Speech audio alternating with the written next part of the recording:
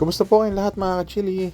So for this vlog, samahan niyo ako sa pagpunta sa Cardinal Santos at sa aking agency sa Magsaysay. Pero una muna tayong pupunta sa Magsaysay dahil pinagre-report nila ako sa mga kailangan kong gawin. Ayan, to be honest, sa mga panahon na yan is almost 1 week na ako sa Pilipinas. Kaya medyo unreal or surreal na nandito na uli ako sa Pilipinas after a very short contract. Kaya tayo ay kumbaga hindi makapaniwala ika nga. Plus, syempre naninibago tayo dahil mainit. Although doon sa barko or sa Australia, mainit din naman, pero hindi ganito katulad sa atin na humid, Hindi naman po tayo nagsisilan, pero sinasabi ko lang. Ayan, so ito, punta muna tayo sa claims department ni Magsaysay kasi meron sila sa akin i-explain. Although hindi naman ganun katagal or only 8 months nung huli tayong naoperahan. So medyo alam ko na rin yung gagawin. Kaya lang syempre protocol yun. Kaya sunod na lang. And then madalas nga pala pag pupunta ako ng Cardinal Santos, nagbubook na lang ako ng Grab or ng Angkas kasi iwas traffic at saka mabilis yung biyahe. Kasi nga nakakasingit-singit sila. Ang medyo problema lang is mainit. Katulad niyan. Tiis ganda kahit hindi tayo maganda or pogi, tiis-tiis lang sa ilalim ng kainitan. Ayan, so yung ating pupuntahan dito sa Cardinal Santos yung Marine Medical. Sila po kasi yung may mga hawak sa mga marino or mga agency na na under sa kanila. So mangyayari kapag ang isang crew member is na medical repatriation or medical disembark or may medical referral galing sa kanilang principal, dito kami pupunta. Ayan. Kita nyo ba yon? Yung maraming flag. Doon po ang punta namin lahat. Ayan. So pagpasensyahan nyo nga kung may naririnig kayong ibon sa background ko ha. O nga pala, yung pinakita ko kanina is yung DMW. Yun po, yung dating POEA. Ewan ko ba? Sino ba ang nag-isip na palitan pa yung POEA? Parang same lang naman yung trabaho nila tungkol sa mga OFW, pero wala tayong magagawa. Alam niyo naman ng gobyerno, sa dami-daming problema yung mga bagay na hindi mo na-expect yung pinapalitan, kaya kibit balikat na lang tayo, di ba mga ka-chili? So ayan nga pala yung AFP. Nung araw po nung ako'y college, dyan ako kumukuha ng refund kasi kung hindi nyo po natatanong, kahit paano ay naging naman tayo, PBAW Scholar. Yan, hindi naman po tayo matalino, basta wala lang bagsak, pwede sa kanila. Ayan, kasi yung lolo ko dati is isang veteran nakipaglaban sa Hapon, kaya ako ay pwede dyan.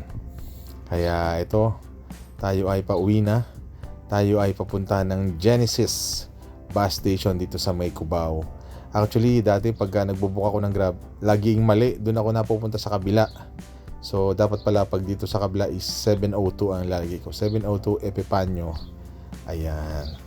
Kaya, nung mga lately, last year, nung naoperahan tayo sa tuhod, is nakabisa ko na, para hindi na ako naglalakad.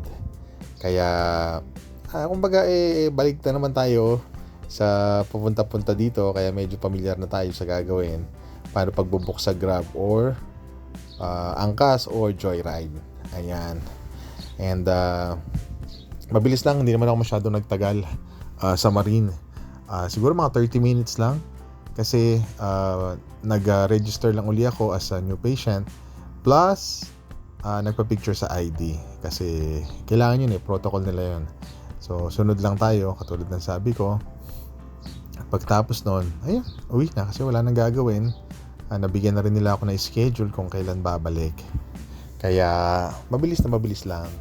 And to be honest, 20 days lang talaga ako sa barko. Mabilis lang yung naging kontrata ko kasi yung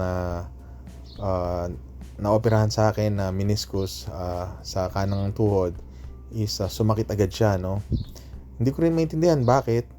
Okay naman ako, napasa ko naman yung mga physical exam, lalo na sa Cardinal, hindi ka basta-basta papasa ron, Kaya nagtataka din ako kung ano nangyari. Siyempre kahit sarili mong katawan yan, hindi mo naman nakikita kung ano yung nangyayari sa loob, di ba? Pero sabi nga ng mga kasamahan ko, pati na si Mrs., baka daw may reason or may purpose kaya nangyari yun. Eh, sa totoo lang mga ka-chili, kahit na medyo ganito ang boses ko, parang alive, kinakabahan ako, ano. Kasi syempre, nag-aalala ako sa mga anak ko. Kasi madiliit pa sila eh.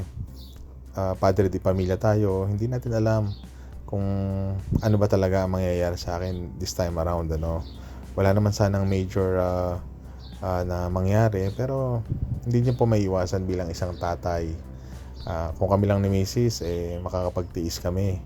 Pero yung sa mga bata, hindi mo matiis di ba? Makita mo sila na maliliit pa, tapos ganito pa yung nangyari, kaya hindi mo maiwasang mag-alala. Eto, dadaan ko na lang sila sa pasalubong. Kasi sigurado magtatanong yung mga yan, lalo na yung panganay ko. Lagi siyang nagtatanong ng surprise. Naisip ko ito na lang, total mahilig siya dito sa cheese bread, ayan, ng LBS.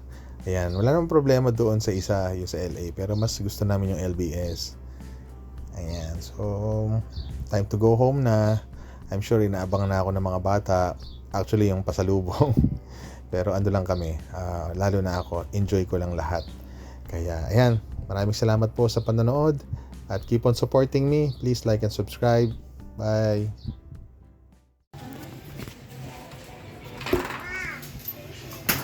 Hi. Hello. Ha?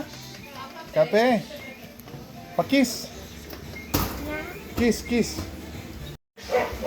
Oh, kiss, kiss. Ay, may delivery. Kiss. Kiss. Pakis.